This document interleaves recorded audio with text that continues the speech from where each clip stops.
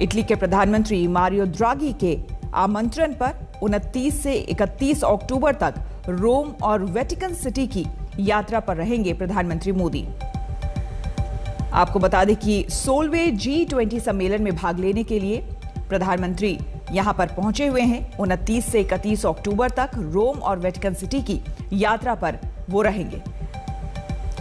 गीता मोहन हमारे संवाददाता हमारे साथ फोन लाइन पर जुड़ चुकी है। गीता, ये यात्रा खास करके G20 सम्मेलन यहां पर है तो काफी अहम मुद्दे होंगे जिसको लेकर यहां पर प्रधानमंत्री भारत का पक्ष जो है वो सामने रखेंगे। ये दौरा काफी अहम, बहुत ही अहम दौरा है क्योंकि ये बस G20 नहीं है। G20 में हालांकि श्वेता बहुत ही इम्पोर्टेंट मुद्दों पर बातचीत होने वाली है, चाहे वो कोविड-19 को लेकर हो, जहां पर भारत का बहुत ही बड़ा कंट्रीब्यूशन रहा है वर्ल्ड ओवर, या फिर अफगानिस्तान की स्थिति की बात करें।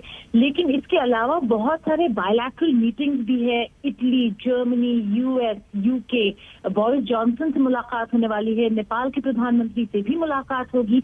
पहली मुलाकात बहुत अरसों के बाद नेपाल से होने वाली है। रिश्तों में थोड़ा सुधार नजर आ रहा है, इसलिए हम देख रहे हैं कि काफी सारे बायलैटरल मीटिंग्स लाइंड अप हैं।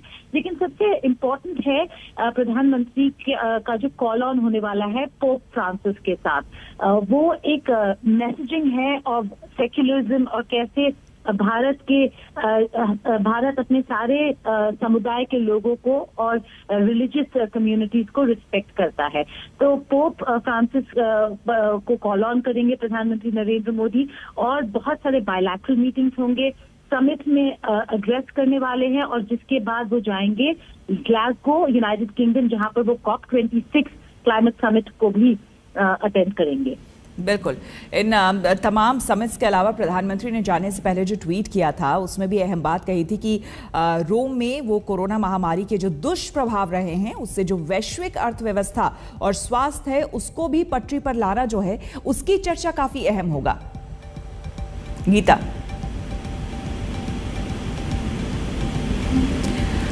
अगर आप मेरी आवाज सुन पा रही हैं तो प्रधानमंत्री जब रवाना हो रहे थे अपनी इस यात्रा के लिए तो उसके पहले उन्होंने जो ट्वीट किया था उसमें भी इस बात का जिक्र था कि कोरोना महामारी से जो दुष्प्रभाव हुए हैं वैश्विक अर्थव्यवस्था और स्वास्थ्य उसको भी लेकर किस तरह से पटरी पर उसे लाया जाए, इसको लेकर भी इन बैठकों में अहम बातचीत होगी। तो आपको हम बता दें कि प्रधानमंत्री का ये दौरा कई मायनों में काफी अहम है।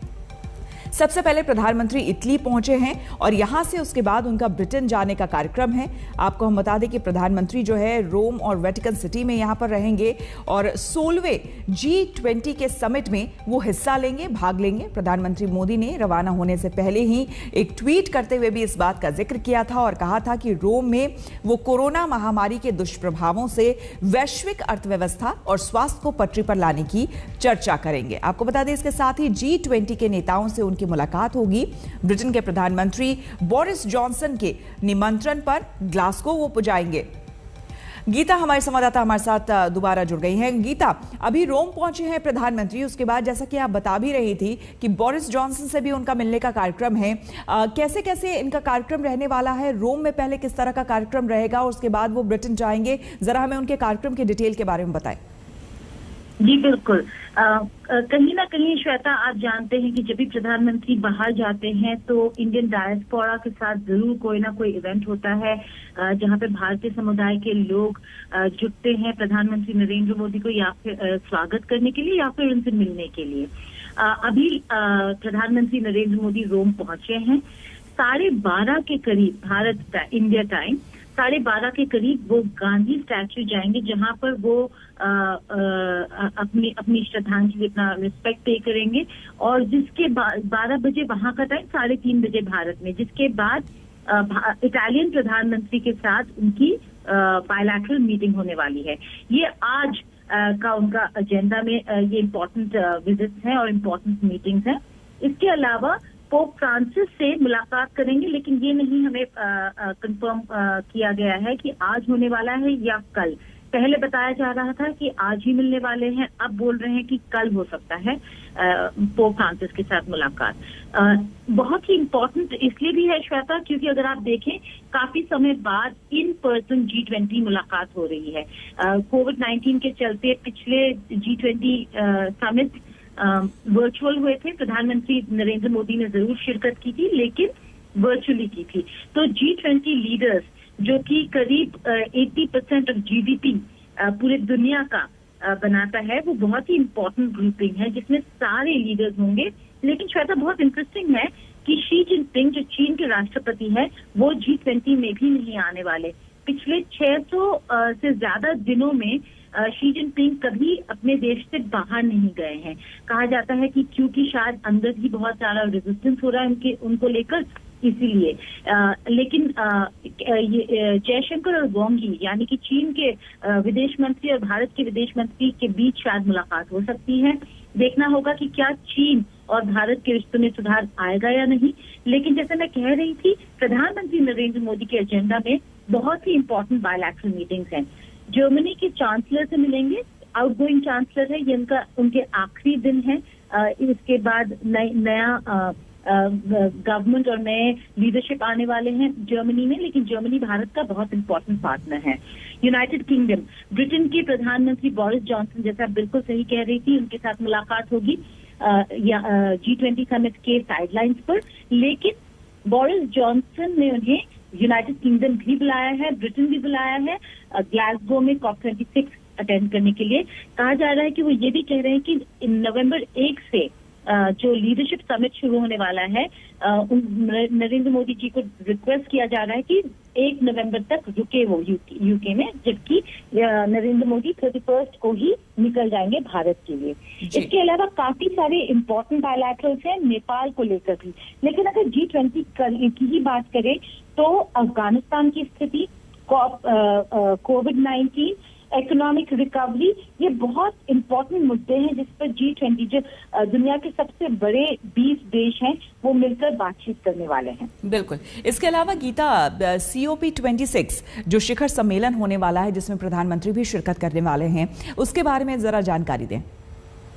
जी, COP26 जो क्लाइमेट समिट है, भारत सबसे बड़ा और इम्पोर्टेंट प्लेयर रह चुका है क्लाइमेट चेंज की लड़ाई में। चाहे वो इंटरनेशनल सोलर अलायंस हो, जहां पर प्रधानमंत्री ने पिछले पेरिस एग्रीमेंट के दौरान उसका उद्घाटन किया था, उसको इनॉग्रेट किया था।